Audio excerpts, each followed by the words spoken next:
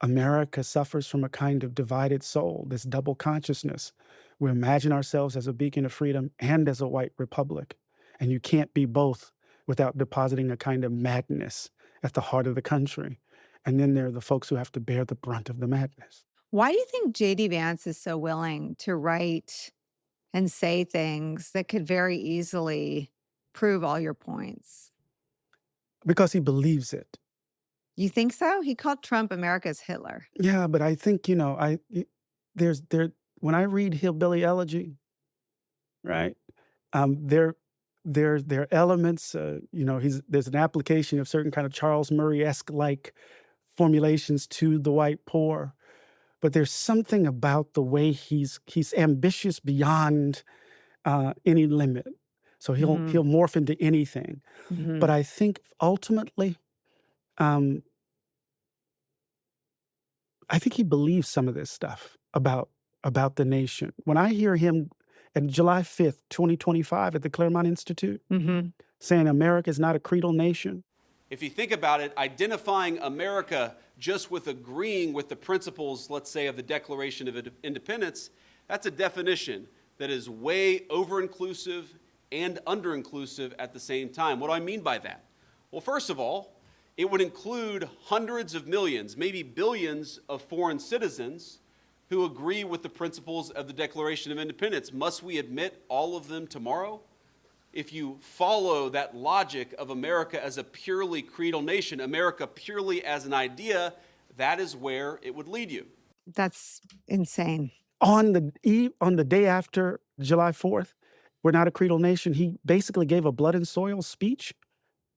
I was like, this is, and he's part of the Nationalist Conservatives group. Yeah. He's part of the Claremont Institute group. And when you begin to dig deep into those particular intellectual spaces, you see. And what you see is a kind of the intellectual scaffolding of a white nationalist agenda that he seems to be committed to. Which is more dangerous, that and those adherents, or Donald Trump's, I think decades of smearing the Central Park Five and racist rental practices? Or is Mm. it the combination that's so dangerous? It's the combination because Donald Trump's kind of carnival barker kind of approach, right, has a kind of popular currency. But the actual effort to rip out the entrails of the infrastructure of the mid 20th century, to dismantle the Good Society, to dismantle the New Deal, this infrastructure of the civil rights movement and what came out of it. These people are engaging in a wholesale attack, and they have an intellectual rationale for it. Which Um, is what? Which is what? that A, that they believe that the country is fundamentally a white republic. B, they are deeply skeptical of the overreach of government on behalf of folk who they don't believe to be central to their idea of the American Republic. And to be honest with you, they hold a view of the founding. This is a kind of small point, but they hold a view of the founding where America's perfection was secured in its beginnings. Any talk about more perfect union, right, slanders the Mm, American project. mhm. So we can't talk about black folk or women or working folk or LGBTQ plus communities as being a part of an ongoing effort to live up to the ideals of the Mhm. country, because for these folk, those ideals were secured in the beginning, and that's all we need to do is to remember and restore. But what's so nuts about that is that I mean, that would leave 51% of the voting public out of, I mean, women didn't vote either. I mean, it's insane, and they obviously don't, well, I don't know, maybe they do mean that. Do you think they mean that? Yeah, there's, when the guy, the heavyweight champion or whomever said, Michelle Obama is a man. At that moment, you saw the convergence of two what seemingly are distinctive moments, but they're linked. So you saw the kind this racialized body with regards to this black woman, but also this fear of trans, because you have the manosphere in its ugliest forms on the internet, driving this muscular performance of masculinity because they believe women are the source of the downfall of the empire. And you can see it across the board in the way in which That discourse links with great replacement. We're not having enough babies, undermining Roe versus Wade. I mean, all of this stuff is connected. It's hard to kind of draw lines, but the lines are there.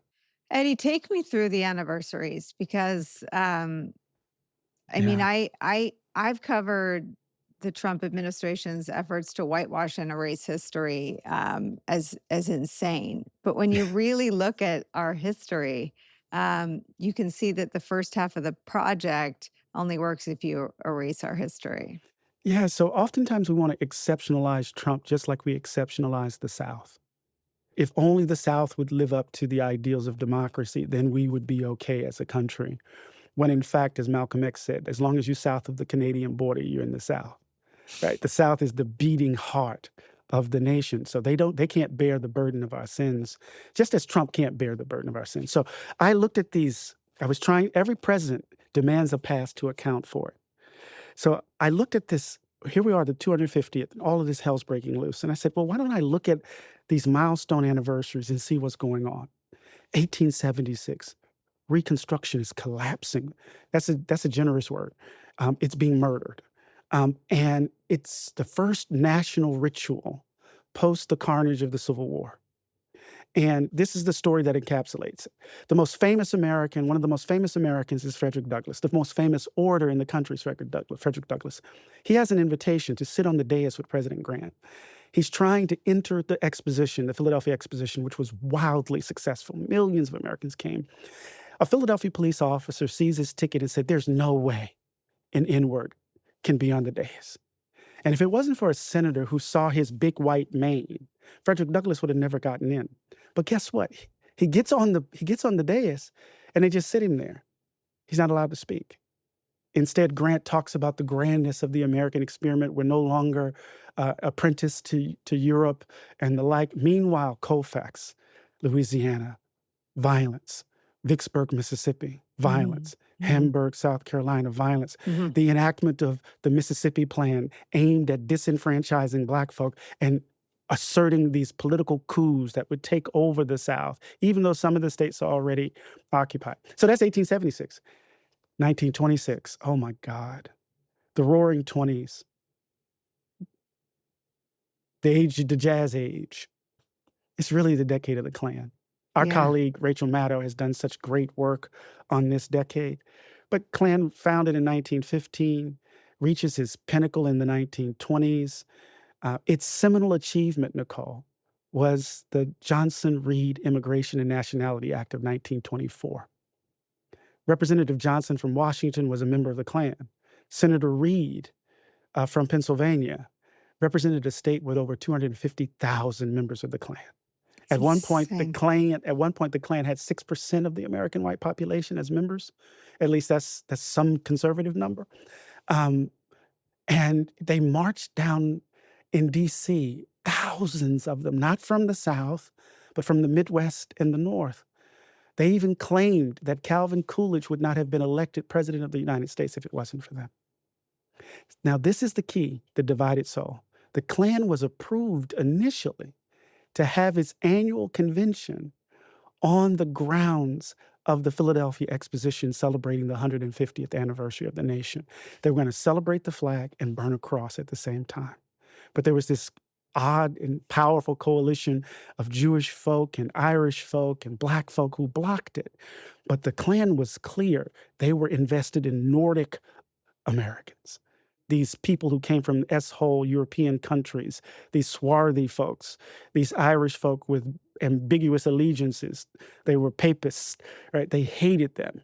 These were the America First people. They actually used the language. Yeah.